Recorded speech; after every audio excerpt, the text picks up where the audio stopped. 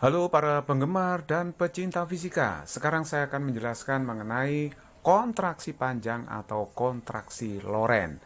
Ide relativitasnya dari Albert Einstein, tapi secara matematis sebenarnya Albert Einstein itu dapat bantuan dari guru besarnya Profesor Lorentz.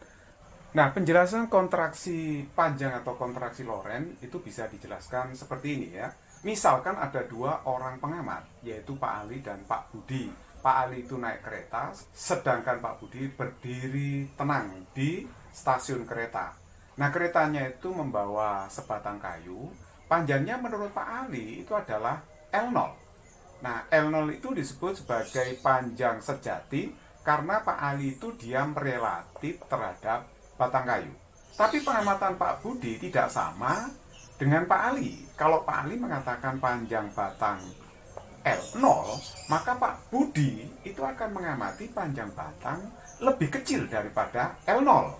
Karena Pak Budi ini bergerak relatif terhadap batang. Nah, itu konsep relativistiknya seperti itu ya. Nah, sekarang cobalah kita bayangkan misalkan Pak Budi ini dalam kerangka acuan tanah, saya namakan K aksen. Terus kemudian Pak Ali dalam kerangka acuan kereta, saya namakan K gitu ya. Nah, keretanya bergerak dengan kecepatan V gitu. Nah, kalau keretanya bergerak dengan kecepatan V, tentu saja dalam waktu T, maka jarak kereta terhadap Pak Budi itu adalah VT.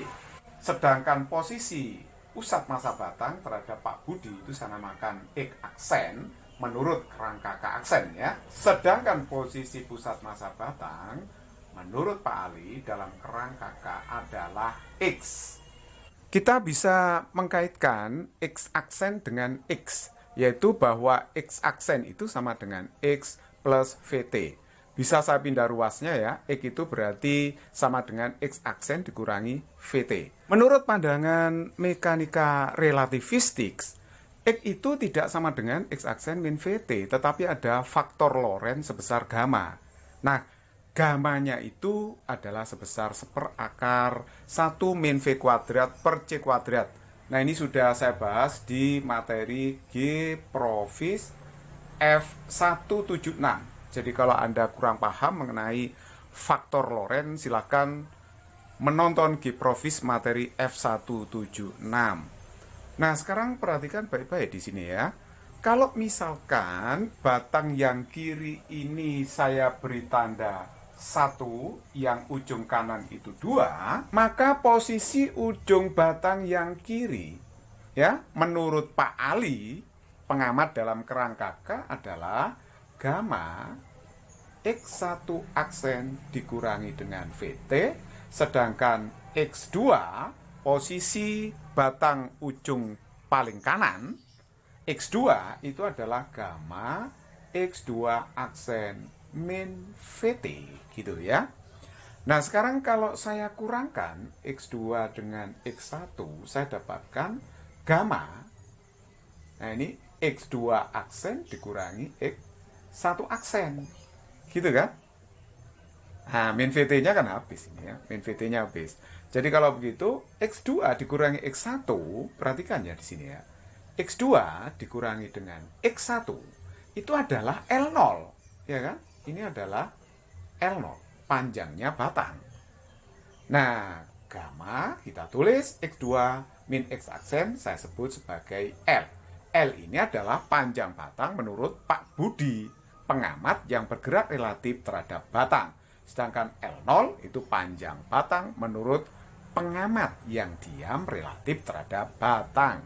Jadi rumus ini bisa saya tulis L0 gamanya itu adalah seperti ya, akar 1 min V kuadrat per C kuadrat dikalikan dengan L, berarti saya dapatkan rumus L itu adalah L0 dikalikan akar 1 min V kuadrat per C kuadrat. Nah, ini sudah saya tulis rumusnya secara lengkap. L itu bisa dinyatakan dalam bentuk 1 gamma L0. Gamanya tadi adalah faktor Lorentz sebesar 1 akar 1 min V kuadrat per C kuadrat. Nah, L itu bisa ditulis sama dengan L0 akar 1 min V kuadrat per C kuadrat, di mana L0 itu menyatakan panjang sejati atau panjang benda menurut pengamat yang diam relatif terhadap benda itu. satuannya adalah meter. L itu adalah panjang gerak atau panjang benda menurut pengamat yang bergerak relatif terhadap benda. Satuannya jelas meter. Kalau V itu kecepatan relatif benda terhadap pengamat, satuannya meter per sekon. Sedangkan C itu seperti biasa, itu adalah cepat rambat cahaya dalam vakum. Ini adalah konstanta alam sebesar 3 kali 10⁸ meter per sekon. Dalam teori kontraksi panjang ini, kalau kita mengamati misalnya benda 3 dimensi bergerak, anggap aja balok, punya ukuran panjang L0X, lebar L0Y, tingginya L0Z. Anggap aja dia bergerak sejajar sumbu X, berarti sejajar dengan rusuk L0X. Maka menurut pengamat yang bergerak relatif terhadap balok tersebut, tidak semua rusuk balok itu mengalami kontraksi atau pengerutan. Jadi yang mengalami pengerutan atau pemendekan itu hanyalah sisi yang sejajar kecepatan. Jadi rusuk yang mengalami kontraksi atau pengerutan hanyalah rusuk yang sejajar dengan kecepatan relatif terhadap pengamat. Jadi untuk kasus ini yang mengalami pengerutan adalah rusuk L0X itu. Menurut pengamat yang bergerak, nanti rusuk yang sejajar sumbu X itu akan mengalami kontraksi pemendekan atau pengerutan lebih kecil daripada L0X. Nah, faktor pengerutannya tadi adalah faktor Lorentz, jadi Lx itu L0x dikalikan dengan akar 1 min V kuadrat per C kuadrat. Atau dikalikan dengan 1/, gitu kan ya. Oke, itu Lx. Nah, bagaimana dengan Ly-nya menurut pengamat bergerak? Nah, untuk rusuk yang ke arah Y itu akan sama dengan L0Y. Jadi persis sama yang diamati oleh pengamat yang diam relatif terhadap balok. Nah, sedangkan LZ-nya juga sama dengan L0Z, sama sekali tidak berubah. Jadi yang berubah hanya sisi yang sejajar kecepatan relatif benda terhadap pengamat. Supaya lebih jelas, saya akan memberikan contoh soal. Nomor 1, pesawat ruang angkasa A dan B meninggalkan bumi bergerak beriringan dengan laju sama 0,8 C, di mana C itu adalah cepat rambat cahaya dalam vakum. Menurut pilot pesawat A, panjang pesawatnya adalah 16 meter. Menurut pilot di pesawat B, panjang pesawat A adalah berapa meter?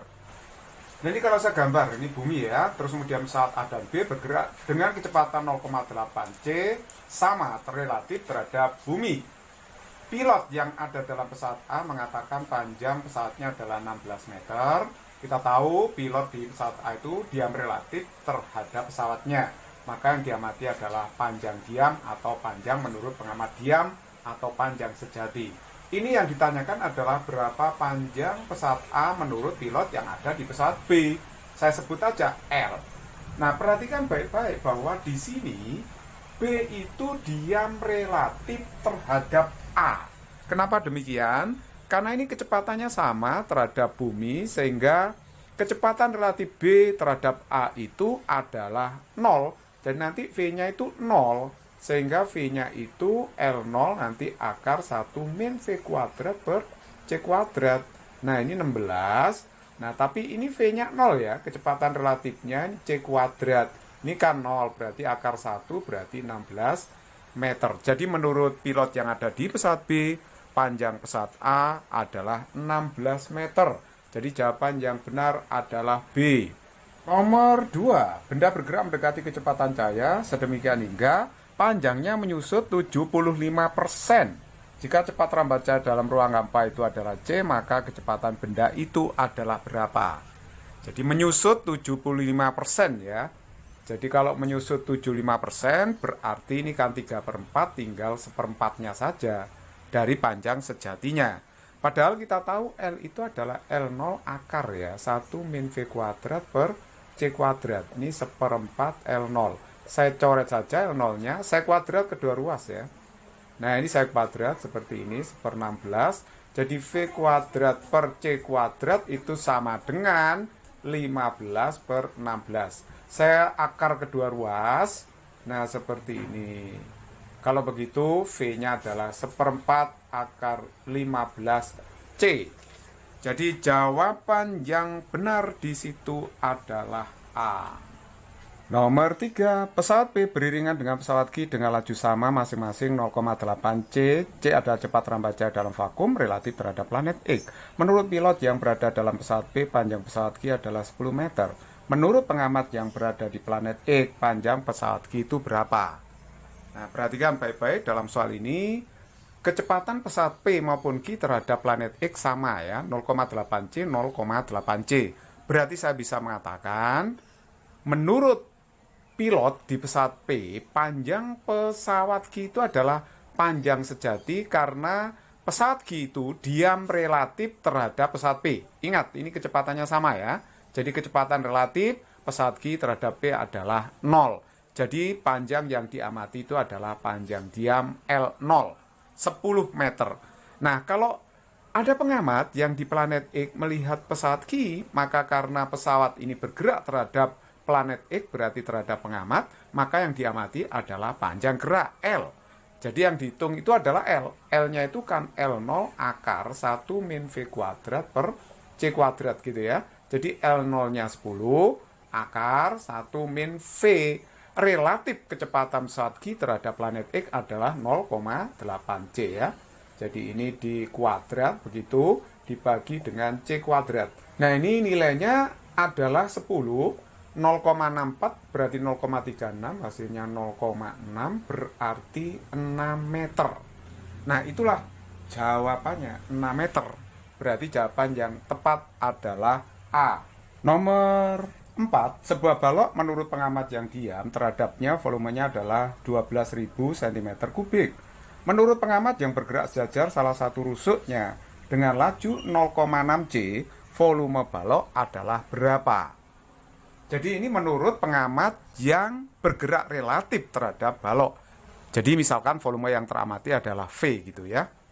Jadi volume menurut pengamat diam adalah L0X kali L0Y kali L0Z. Nah ini nilainya adalah 12.000 cm3 itu. Kalau menurut pengamat bergerak bagaimana? Maka pada arah sumbu X, L0X akan mengalami kontraksi. Dia akan jadi LX, yaitu L0X kalikan akar 1 min V kuadrat per C kuadrat. Sementara menurut pengamat yang bergerak, yang ke arah Y, itu tetap LZ-nya juga tetap ya, tidak mengalami kontraksi. Jadi yang mengalami kontraksi hanya sisi yang sejajar dengan kecepatan pengamat aja. Oleh sebab itu, menurut pengamat yang bergerak, volume balok adalah Lx dikalikan Ly kalikan Lz. Itu berarti ini saya kalikan ya, saya kalikan, ini kan jadi VO. Nah, begitu kan? Dikalikan ini, akar 1 min V kuadrat per C kuadrat.